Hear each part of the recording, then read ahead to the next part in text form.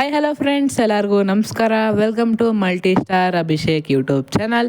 ನಾನು ನಿಮ್ಮ ಕನ್ನಡದ ಕಣ್ಮಣಿ ಶೇಖ್ ಅಭಿಷೇಕ್. ಸೊ ಫ್ರೆಂಡ್ಸ್, ನೀವು ನೋಡ್ತಾ ಇರ್ಬೋದು ಈ ವಿಡಿಯೋದಲ್ಲಿ ನಿಮಗೆಲ್ಲ ಗೊತ್ತಿರೋ ಹಾಗೆ ರಾಗಿ ಮಾಲ್ಟ್ ಹೇಗೆ ಮಾಡೋದು ನೋಡೋಣ ಬನ್ನಿ.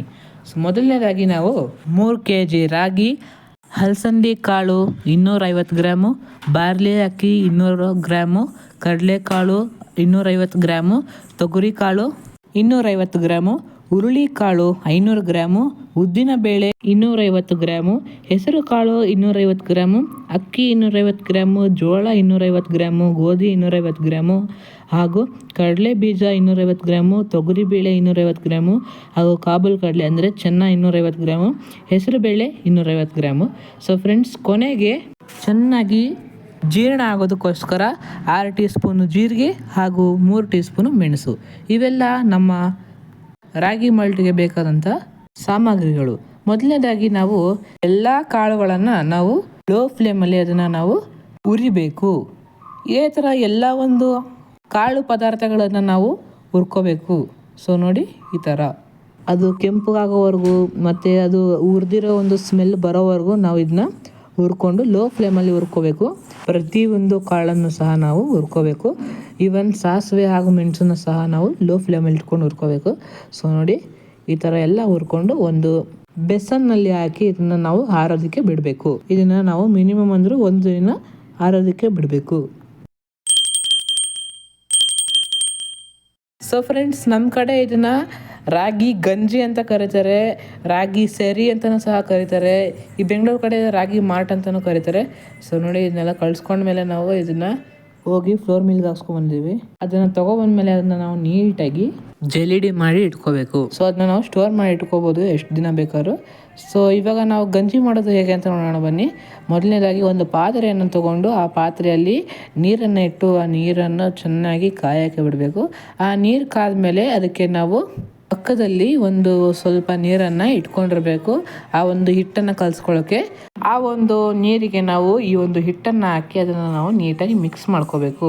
ಸೊ ಈ ಮಿಕ್ಸ್ ಮಾಡ್ಕೊಂಡ ತಕ್ಷಣ ಅದಕ್ಕೆ ಹಾಕಿದ್ರೆ ಗಂಟಾಗಲ್ಲ, ಗಂಜಿ ಚೆನ್ನಾಗಾಗುತ್ತೆ. ಅದಾದ ತಕ್ಷಣ ನಾವು ಅದನ್ನ ನೀಟಾಗಿ ಮಿಕ್ಸ್ ಮಾಡ್ಕೋಬೇಕು. ಇದನ್ನ ಚೆನ್ನಾಗಿ ಮಿಕ್ಸ್ ಮಾಡಬೇಕು, ಇಲ್ಲ ಗಂಟಾಗೋ ಸಾಧ್ಯತೆ ಇರುತ್ತೆ. ಇದನ್ನ ನೀಟಾಗಿ ಮಿಕ್ಸ್ ಮಾಡಿದಾಗ ನೋಡಿ, ಇದು ಚಾಕ್ಲೇಟ್ ಕಲರಲ್ಲಿ ಬರುತ್ತೆ, ಚಾಕ್ಲೇಟ್ ಬ್ರೌನ್ ಕಲರಲ್ಲಿ. ಆವಾಗ ಇದನ್ನು ನಾವು ಆ ಕಾದಿರುವಂತಹ ಪಾತ್ರೆಯಲ್ಲಿ ಇರುವಂತಹ ನೀರಿಗೆ ಇದನ್ನು ಹಾಕಿ ಮಿಕ್ಸ್ ಮಾಡ್ಕೋಬೇಕು. ಸೊ ನೋಡಿ, ಇದೆಲ್ಲ ನೀಟಾಗಿ ಕಲಿಸ್ಕೋಬೇಕು. ಸ್ವಲ್ಪ ಉಂಡೆ ಇರಬಾರ್ದು, ಆ ಥರ ಕಲಿಸ್ಕೊಂಡಾಗ ಚೆನ್ನಾಗಾಗುತ್ತೆ. ನೋಡಿ, ಈ ಥರ ಹಾಕ್ಕೋಬೇಕು. ಸೊ ಹಾಕೊಂಡ ತಕ್ಷಣ ಅದನ್ನು ನಾವು ಚೆನ್ನಾಗಿ ಕುದಿಯೋಕ್ಕೆ ಬಿಟ್ಬಿಡಬೇಕು. ಸೊ ಗಟ್ಟಿಯಾಗೋವರೆಗೂ ಕಲಿಸ್ತಾ ಇರಬೇಕು, ಇಲ್ಲ ಇದನ್ನು ಸಹ ಗಂಟಾಗುತ್ತೆ. ಸೊ ಇದನ್ನು ಸ್ವಲ್ಪ ಗಟ್ಟಿ ಆಗೋವರೆಗೂ ಕಲಿಸ್ತಾ ಇರಬೇಕು. ಕಲಿಸ್ಬಿಟ್ಟು ಇದನ್ನು ನಾವು ಚೆನ್ನಾಗಿ ಒಂದು ಕುದಿ ಬರೋವರೆಗೂ ಬಿಡಬೇಕು. ಸೊ ಅದಾದ ತಕ್ಷಣ ಇದಕ್ಕೆ ನಾವು ರುಚಿಗೆ ತಕ್ಕಷ್ಟು ಬೆಲ್ಲವನ್ನು ಆ್ಯಡ್ ಮಾಡ್ಕೋಬೇಕು. ಸೊ ಅದನ್ನು ಹಾಕಿ ಅದನ್ನು ನಾವು ನೀಟಾಗಿ ಮಿಕ್ಸ್ ಮಾಡ್ಕೋಬೇಕು. ಸೊ ಫ್ರೆಂಡ್ಸ್, ಇನ್ನೊಂದು ವಿಷಯ ಏನಪ್ಪ ಅಂತಂದರೆ, ಬೆಲ್ಲ ನಮ್ಮ ಆರೋಗ್ಯಕ್ಕೆ ತುಂಬ ಒಳ್ಳೆಯದು. ಸಕ್ಕರೆಗಿಂತ ಬೆಲ್ಲ ಇನ್ನೂ ಆರೋಗ್ಯಕರವಾಗಿರುತ್ತೆ, ಟೇಸ್ಟ್ ಚೆನ್ನಾಗಿರುತ್ತೆ. ಈ ಒಂದು ರಾಗಿ ಗಂಜಿಗೆ ನೀವು ಬೆಲ್ಲ ಹಾಕೋದ್ರಿಂದ ಟೇಸ್ಟು ಚೆನ್ನಾಗಿರುತ್ತೆ, ಬೆಲ್ಲ ಆರೋಗ್ಯಕ್ಕೂ ಸಹ ಒಳ್ಳೆಯದು. ಸೊ ಬೆಲ್ಲ ಹಾಕಿದ್ಮೇಲೆ ಅದನ್ನು ಸಹ ನಾವು ನೀಟಾಗಿ ಮಿಕ್ಸ್ ಮಾಡಿದ್ಮೇಲೆ ವಾವ್, ನೋಡಿ ಫ್ರೆಂಡ್ಸ್, ಈ ಥರ ಗಟ್ಟಿಗಾಗುತ್ತೆ. ಸೊ ಈ ಥರ ಗಟ್ಟಿಗಾದ್ಮೇಲೆ ಸೊ ಅದಕ್ಕೆ ನಾವು ಚಿಟ್ಟಿಗೆ ಒಂದು ಪಿಂಚಷ್ಟು ಉಪ್ಪು ಹಾಕಬೇಕು, ಜಾಸ್ತಿ ಹಾಕ್ಬಾರ್ದು, ಸ್ವಲ್ಪ ಹಾಕ್ಕೊಂಡು ಅದನ್ನು ನಾವು ನೀಟಾಗಿ ಮಿಕ್ಸ್ ಮಾಡ್ಕೋಬೇಕು.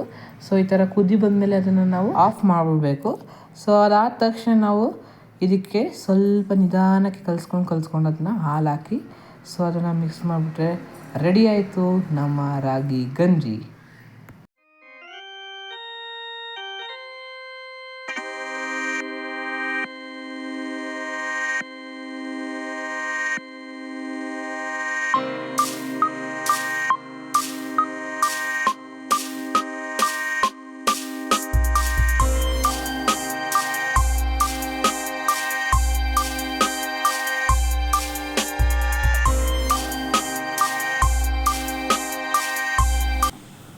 ವಾವ್, ಸೂಪರ್ ಆಗಿದೆ ಫ್ರೆಂಡ್ಸ್.